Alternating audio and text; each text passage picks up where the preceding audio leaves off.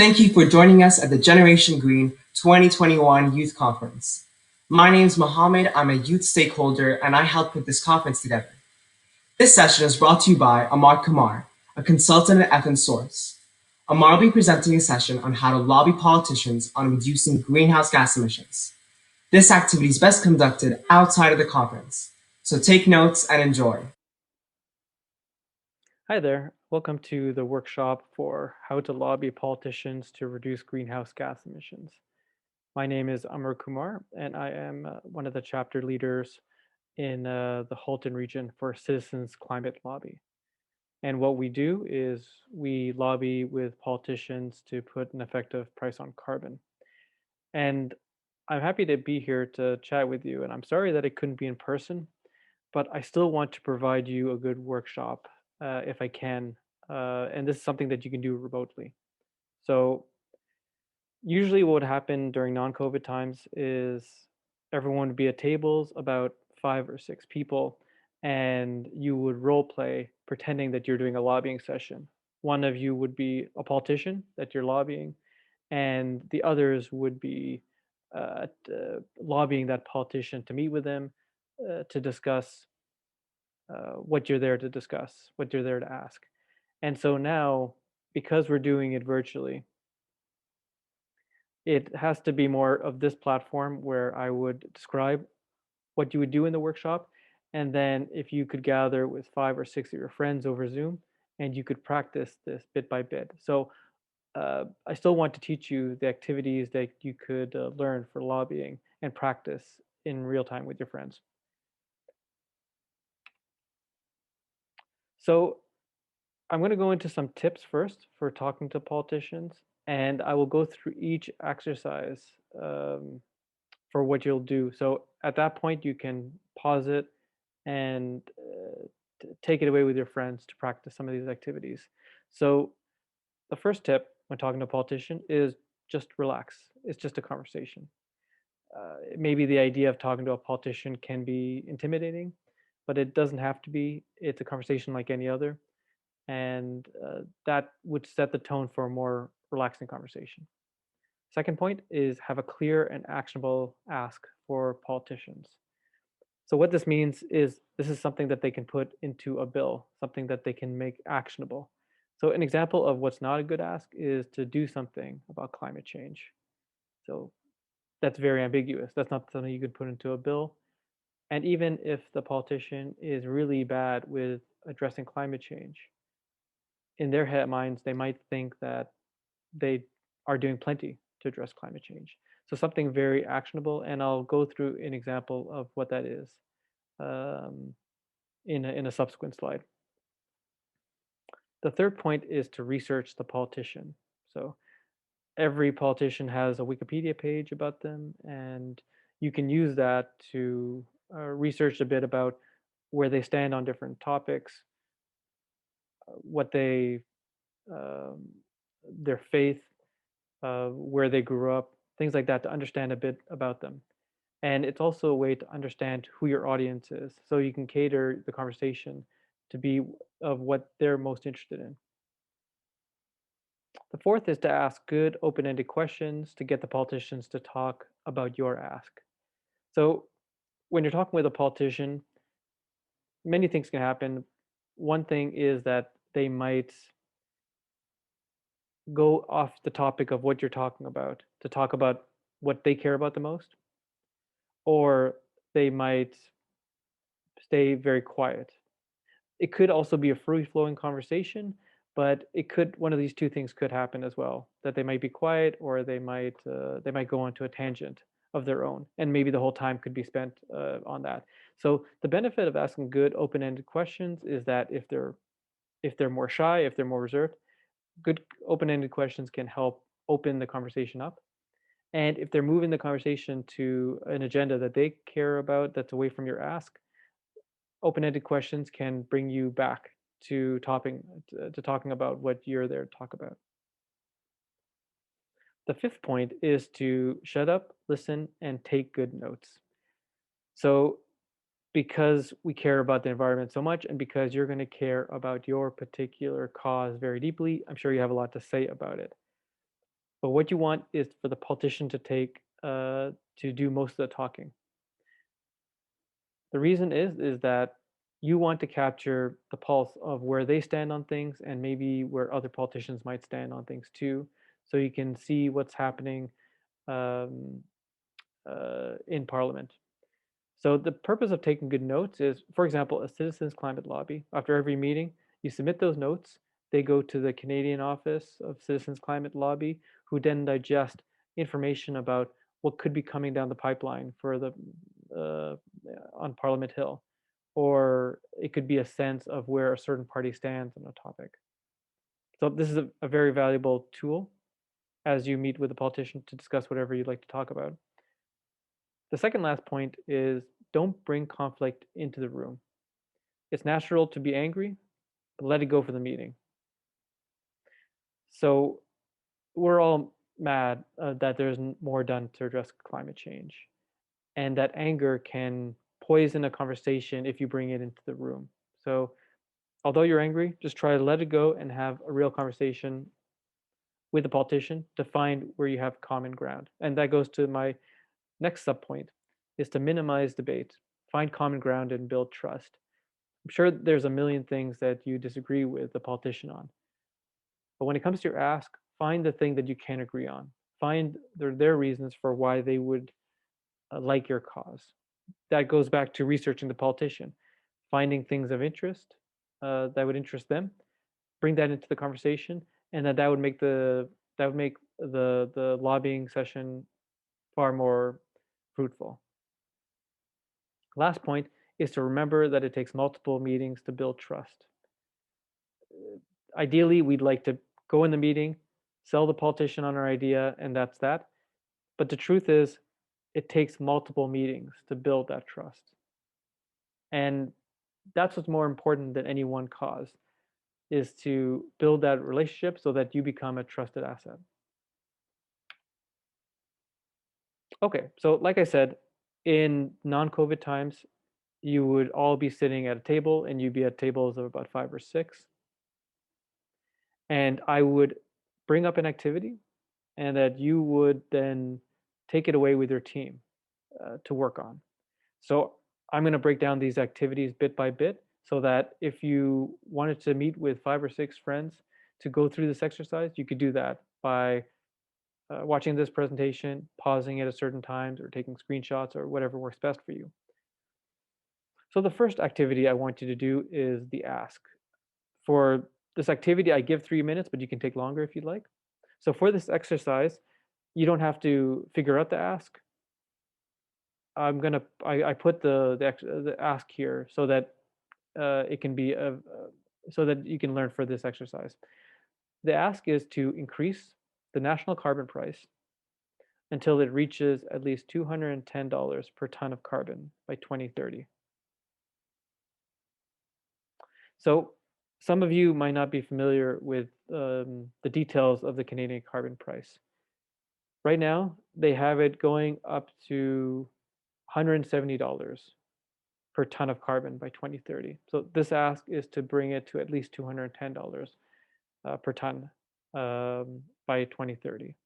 The reasons for that is that multiple groups, including a nonpartisan group called the Eco-Fiscal Commission, they stated that in order to, going to their projections, in order to meet the Paris Accord agreement, Canada needs to have at least a carbon price of at least $210 by 2030.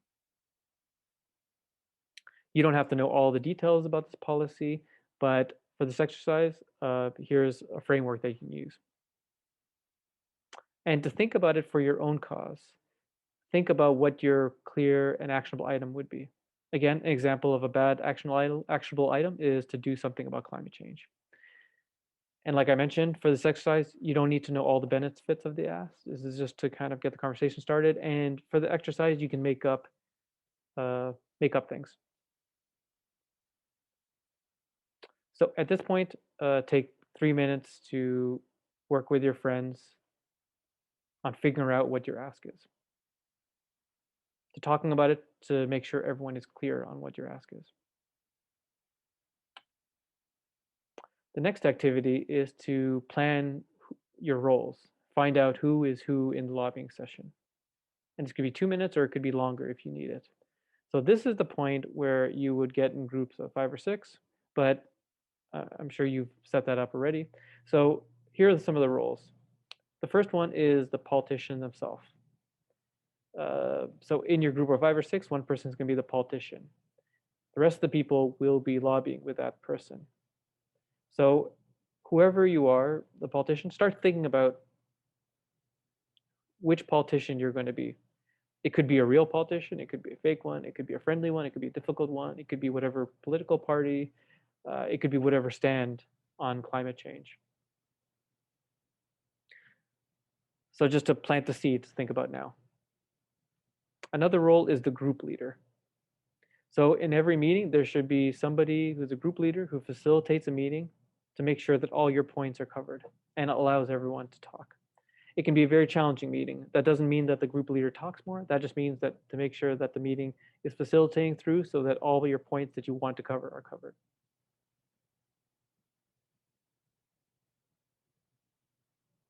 The next is the MP's constituent. Who the constituent is for an MP is very important because you are a direct voter for them. And it's always important to point out who that person is in a meeting. Maybe they're all constituents, maybe some, maybe just one. So that's something to point out in the meeting. Fourth point is who will explain who you are. So for your group, there should be somebody that explains who you are, what your group is, and what they're for. For the sake of this exercise, you can represent Citizens Climate Lobby. So that's who you are. And the next point is who will explain your ask. So you have to determine the person who will explain the ask. The ask being increase the national carbon price so that it reaches at least $210 per ton of carbon by 2030. You don't have to memorize this. When we are planning the lobbying session or when you're lobbying, I'll put that slide up so you can get all the details. The last role we'll talk about is the timekeeper.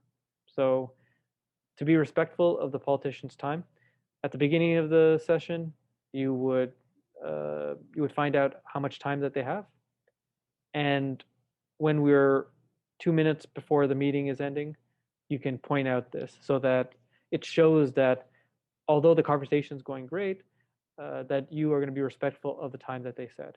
Now, the politician could say, you know what, this conversation's going great. I have another 10 minutes, or you know what, my next meeting was canceled.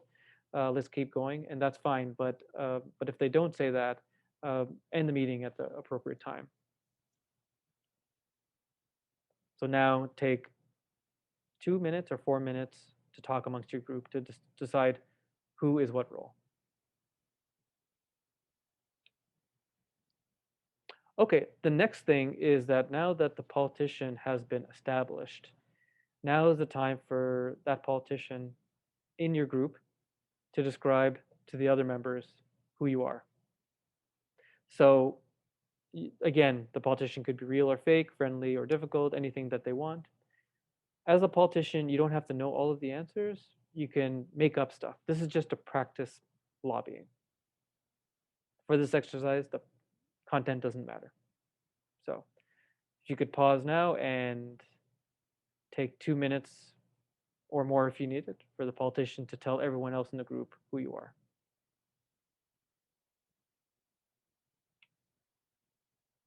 Okay, the next part is actually planning the meeting. So it's important to take time to plan the meeting. Maybe the tendency might be, oh no, we'll just go into the meeting and we'll wing it. That's fine. But then what happens is you're not clear on who's asking what. You're not clear on what the specific asks that you want are. You're not clear on the other questions that you want to ask. You haven't talked about what your strategy is to meet with this particular politician. So it's important to spend a little bit of time. If you only have 15 minutes in real life to do a meeting, do that 15 minutes. Ideally, 45 minutes would be great, or an hour would be great to plan for it. Spend more time if you have it, because more preparation, the better. So the group leader is the person who facilitates this planning session as well as the meeting. So it's a very important role. And the group leader allows everyone to talk. So here is the format of a meeting. It's very intuitive. There's nothing really groundbreaking here, but it still helps to follow this format. So I'll go through it a little bit. Is first, the timekeeper asks how much time the politician has.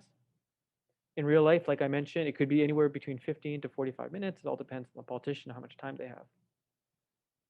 Once that's been established, each person gives introduction about themselves.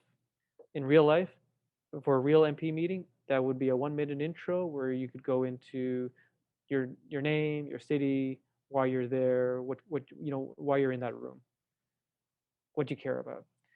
But for this exercise, you can make it quick. You can just mention your name and your city. Next, say who you are. So you have your own group, but for the sake of this exercise, for consistency, you can pretend like you're with Citizens Climate Lobby, and you can say that example. We're with Citizens Climate Lobby Canada, and we lobby for an effective price on carbon. Next, you state your ask. So you say, so we're here to ask that you please increase the national carbon price until it reaches at least $210 per ton of carbon by 2030. So in real life, whatever your ask is, you'd research it, you note what to ask, you know how to describe it. For this exercise, you don't have to know the details. You can you can say it and have a conversation from there. Hopefully you know a little bit about the carbon price. If not, that's totally fine. Just do the best you can. Next point is to ask open-ended questions and take good notes. So once you've done the ask, then it becomes a free-flowing conversation that can take wherever the conversation is going to take it. But having a couple of good questions in mind would be good to have handy in case maybe you've talked about everything that you want to talk about, but you have more time. This is a good opportunity to get more information about where the politician stands on your ask and what you care about. Again, let the politician do most of the talking. I'd say let them do 90% of the talking if you can. And like I mentioned before, the timekeeper, when it's 2 minutes left, the timekeeper points out that there's 2 minutes left. That way you can wrap up whatever conversation you're having, and and the politician doesn't feel rushed to say goodbye, and you can end the conversation with some pleasantries in that 2 minutes if you've wrapped up everything you need to. So now is the time to practice this planning meeting with you and the 5 or 6 friends. So take 3 minutes or 5 minutes to plan this out quickly. You can pause the presentation to plan accordingly. Okay, so now that you've planned everything, you know who's supposed to do what, now it's time to start lobbying. So don't think too much about this, just do the best you can. It's okay to feel nervous since this is a new format, but feel free to make mistakes and have fun. So this is a good time to practice with your friends and make mistakes so that you can learn some of the ways in which to lobby, what worked and what didn't when you meet a politician in real life. So for the lobbying, I'm going to put up these points again, like we discussed before about saying who you are, stating your ask, so that you have this as a reference. So your lobbying session could be 5 minutes, it could be 15 minutes, whatever you feel comfortable with. The reason that the times are so short for this was because usually I only have about 25 minutes to do a workshop with attendees. So if you want more time, since you're taking this offline, feel free to spend more time doing that. So pause the presentation and start your lobbying.